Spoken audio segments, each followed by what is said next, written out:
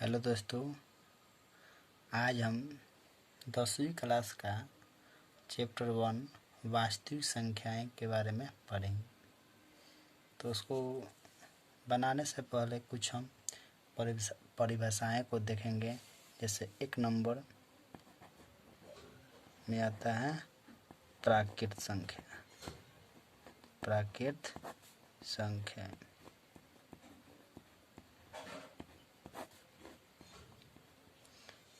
English में कहते हैं नेचुरल नंबर। नेचुरल नंबर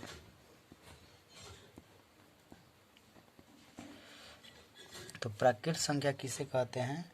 तो गिनती वाली संख्याओं को प्राकृत संख्या कहते हैं। तो गिनती वाली संख्या कौन सा होता है? 1, 2, 3, 4, 5 डॉट डॉट डॉट डॉट आदि तक, इसको कहेंगे प्राकृत संख्या। प्राकृत संख्या को n से डिनोट करते हैं। दूसरा नंबर में आता है पूर्ण संख्या। पूर्ण संख्या इसको इंग्लिश में होल नंबर बोलते हैं। होल नंबर इसको W से डिनोट करते हैं। तो पूर्ण संख्या किसे कहते हैं? तो प्राकृत संख्या के समूह में शून्य और मिला दिया जाए तो प्राप्त संख्या के समूह पूर्ण संख्या कहलाती है। तो यानी प्राकृत संख्या के समूह में तो 1, 2, 3, 4 डॉट डॉट डॉट ये क्या हुआ? तो प्राकृत संख्या। इसमें अगर शून्य को मिला लेते हैं तो ये कौन संख्या कहलाती है? पूर्ण संख्या कहलाती है। 3 नंबर में आता है पूर्णांक संख्या। पूर्णांक होते हैं इंटेगर्स। INTEGERS। इसको W से डिनोट करते हैं। तो इसका परिभाषा कुछ इस प्रकार है। पूर्ण संख्या के समूह में यदि प्राकृत संख्या के ऋणात्मक अंक को और मिला लिया जाए तो प्राप्त संख्या पूर्णांक संख्या कहलाती है। किसमें? पूर्ण संख्या के संबंध। पूर्ण संख्या कौन कौन सी है? 0, 1, 2, 3 डॉट डॉट डॉट डॉट में प्राकृत संख्या के ऋणात्मक मान। तो ऋणात्मक मान -1, -2, -3 dot dot dot dot dot dot, इसको कहते हैं हम पूर्णांक संख्या। 0 के बाद वाली संख्या को धनात्मक पूर्णांक कहते हैं।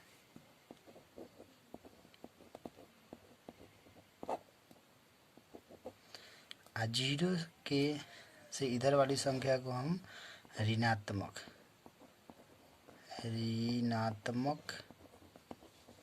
पूर्णांक कहते हैं। और 0 न तो धनात्मक है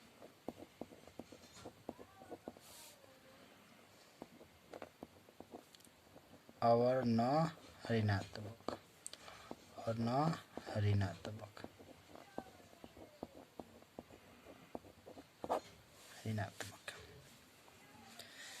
इसके बाद आता है 4 नंबर में पूर्णांक है। पूर्णांक तो पढ़ लिए। इसके बाद है परिमेय संख्या।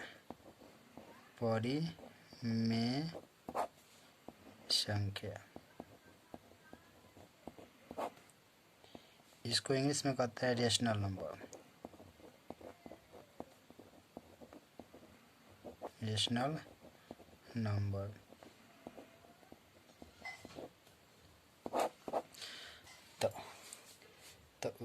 किससे कहेंगे?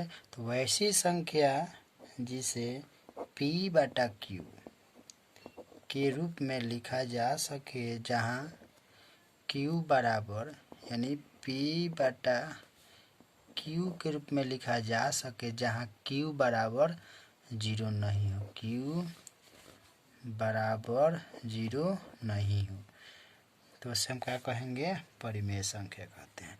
जैसे 3/5, 7/9, 6, 8, 0, ये भी सब संख्या क्या है? परिमेय संख्या। इसके बाटा में 1 छिपा रहता है, इसलिए यह सब क्या है? परिमेय संख्या है। इसके बाद आता है 5 नंबर में अपरिमेय। अपरिमेय संख्या, इंग्लिश में इसको कहते हैं इरेशनल नंबर।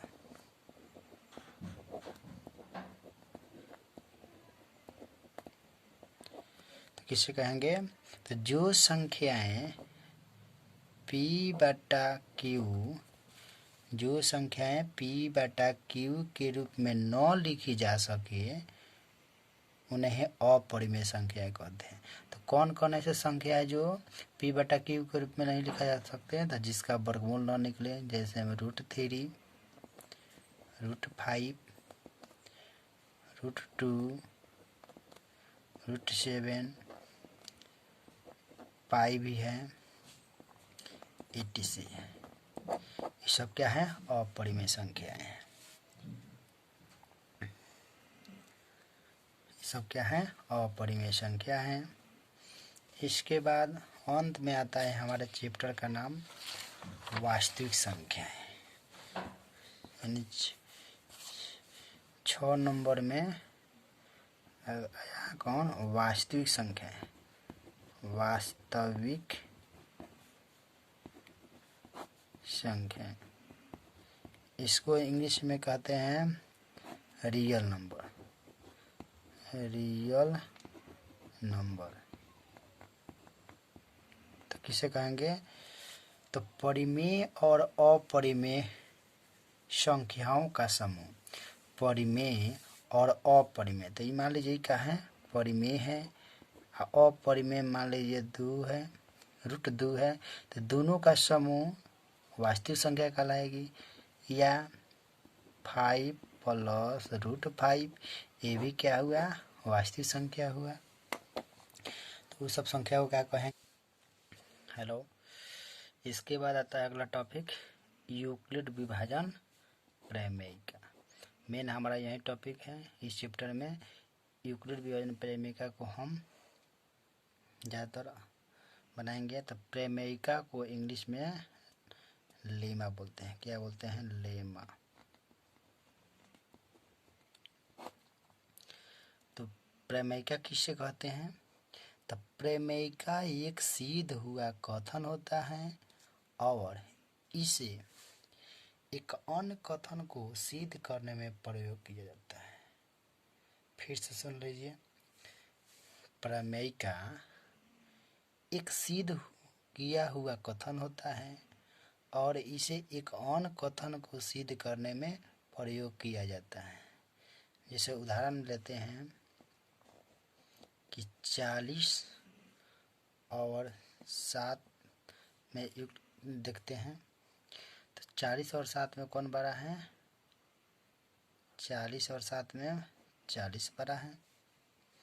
तो 40 को हम भाग करते हैं 7 से। तो 7 के बारे में 40 नहीं, तो 7 के बारे में 5 बार में 35 है। 7 बचे 35, 7 बचे 35। तो 0 में से 5 नहीं घटेगा तो हासिल। तो 10 में से 5 घटा 5, ये क्या हुआ? कट गया। तो हम 40 को क्या लिख सकते हैं? 40 को हम लिख सकते हैं 7 गुने 5, 7 गुने 5 और प्लस का 5। बस यही हमारा कुछ नहीं है, यही हमारा यूक्लिड विभाजन प्रमेय का है। तो मान लेते हैं कि माना ए और बी दो धनात्मक पूर्णांक हैं। ए और बी क्या है, कोई धनात्मक पूर्णांक है जिसमें ए 12 है बी से, ए 12 है बी से। तो इसी प्रकार जैसे ही बनाए, तो अगर हम ए में बी से भाग दे यानी विभाजित करें, तो मान लीजिए कोई भागफल क्यू आता है, कटने के बाद शेषफल क्या आया, आर आया। क्या आया, आर है। तो इसको हम जिस प्रकार से लिखे हैं, तो 40 को लिखे तो 40 बराबर 7 गुने 5। उसी प्रकार ए को क्या लिख सकते हैं, ए बराबर बी, इसको लिखे तो 7 गुने 5। उसी प्रकार इसको लिखेंगे बी गुने क्यू, तो क्या लिखेंगे बी गुने क्यू, बी क्यू प्लस कि 5 कहाँ से लिखते हैं, यहाँ से। तो यहाँ पर क्या है, आर है, तो जोड़ क्या लिखेंगे आर। जहाँ 0 छोटा है या बराबर है आर से, आर छोटा है बड़ा है बी से। तो यही हमारा कुछ नहीं है, यही हमारा क्या हुआ, एक प्रमेय क्या हुआ, यूक्लिड विभाजन प्रमेय का। तो यूक्लिड विभाजन प्रमेयिका को कैसे कहेंगे, सुन लीजिए। तो दो धनात्मक ए और बी दिए रहने पर अद्वितीय पूर्ण संख्याएं क्यू और आर विद्यमान है कि ए बराबर बी क्यू प्लस आर, जहाँ 0 आर से छोटी है या बराबर है और आर बी से छोटा है, आर बी से छोटा है। फिर से यहाँ पर लिख देते हैं इसी को कि 0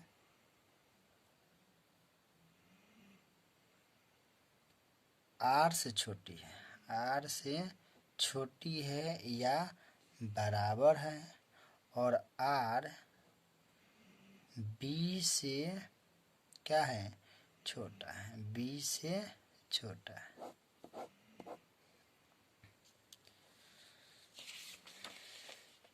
इसी सूत्र को उपयोग करके हम आगे के उदाहरण को बनाएंगे। जैसे अगला फिर से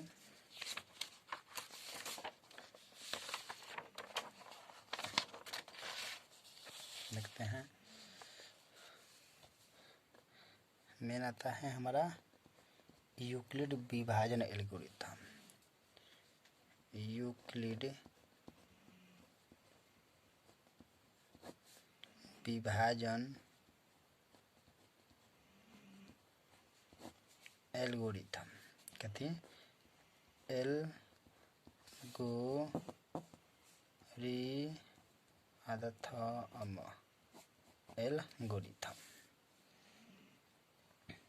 तो यूक्लिड विभाजन एल्गोरिथम क्या है, तो वास्तव में दो धनात्मक पूर्णांक का एचसीएफ निकालने, एचसीएफ का मतलब मौसों को निकालने के लिए निकाले गए चरण है। जैसे उदाहरण नंबर 1 देखते हैं। उदाहरण नंबर 1 में क्या बोलता है कि 4052 और 12576 का एचसीएफ यूक्लिड विभाजन एल्गोरिथम का प्रयोग करके ज्ञात कीजिए। तो इसको कैसे बनाएंगे, तो सबसे पहले इसमें दोनों में देखेंगे 12 कौन है, ये 12 है, तो उसके ओर इसका मुँह कर देंगे और इसमें 12,756 में विभाजित करेंगे इसे 4,052 से। 4,052 से कितना बार में कटा? 3 बार में। 3 दूना के 6, 5 तिहाई 15 के 5, 3 के पारा 0 बार 0, 1 के 8 से लिया 1 के गया, 3 चौका 12 घटा 6 में से 6 घटा 0, 5 में से 5 घटा, यहाँ पर कितना है? 7 में है, तो 7 में से 5 घटा 2, 7 में से 1 घटा 6, ई का हुआ घट गया। तो इसको हम क्या लिख सकते हैं? यूक्लिड विभाजन एल्गोरिथम में यूक्लिड विभाजन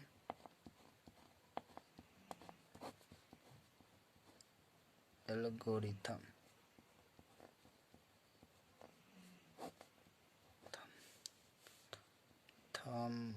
एल्गोरिथम से ए बराबर पी क्यू प्लस आर। तो ये का मतलब ये वाला 12,500 12,576 12,576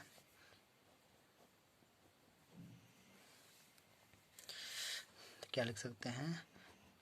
452 गुने 3 प्लस 420, जहाँ आर बराबर नहीं है 0।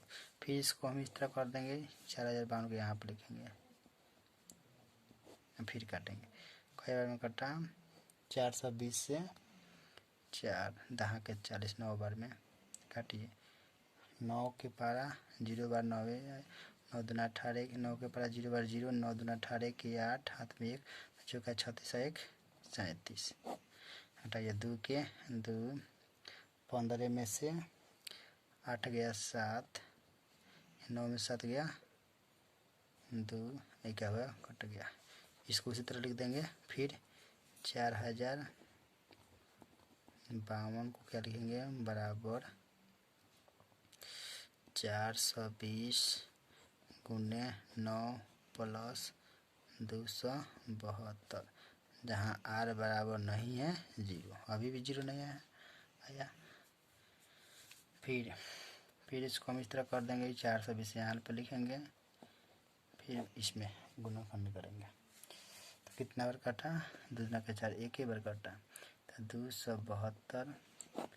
10 में से 2 घटा, 10 में से 2 घटा 8, यहाँ 11 में 7 घटा 4, 3 में से 2 घटा 1। तो इसको फिर उसी तरह लिख देंगे। 420 को क्या लिख सकते हैं? 272 गुने 272 गुने 1 प्लस 148। तो आर बराबर अभी भी 0 नहीं आया। फिर क्या करेंगे? इतना में फिर 272 से क्या करेंगे? फिर भाग करेंगे 272 से। कितना बार कटा? एक बार, तो 148। 12 में से 8 घटा 4, 6 में से 4 घटा 2, 2 में से घटा 1। इसको फिर लिख देंगे उसी तरह। 272 बराबर 148 गुना 1 प्लस 124। आर बराबर फिर 0 नहीं है। फिर इसको हम यहाँ पर लिखेंगे 148 को एक बार, 124। 8 में से 4 घटा 4, 4 में से 2 घटा 2। फिर इसको उसी तरह लिख देंगे। 148 को क्या लिख देंगे? 124 गुने 1 प्लस 24। आर बराबर फिर 0 नहीं है। फिर इसको भाग करेंगे, इसको लिख देंगे 124 को यहाँ, 124 को यहाँ, 24 को यहाँ भाग करिए। 24 के पारा में कई बार में 8 में से 24 के पारा में कितना बार 4 2 5 5 बार में कटाइए ना। चलिए 5 बार में 5 चौबीस का 20 के 0 हाथ में 1 5 10 2 12 घटा तो 4 1 कट गया 1 कट गया। फिर हम 124 को क्या लिख सकते हैं 124 को लिख सकते हैं 24 गुने 5 प्लस 4 फिर r बराबर नहीं है 0। तो फिर से हम क्या करेंगे 24 को यहाँ पर लिख देंगे उसके भाग करेंगे 4 छक्का 24 अंत में कितना आया 0। और लिखेंगे 24 को यहाँ बराबर 4 गुने 6 प्लस 0 r बराबर 0। अब हमारा भाग करना क्या हुआ संपन्न हुआ। तब इसका एचसीएफ कितना हुआ यहाँ का जो होता है वो एचसीएफ होता है। तो यहाँ पर लिखेंगे यहाँ शेषफल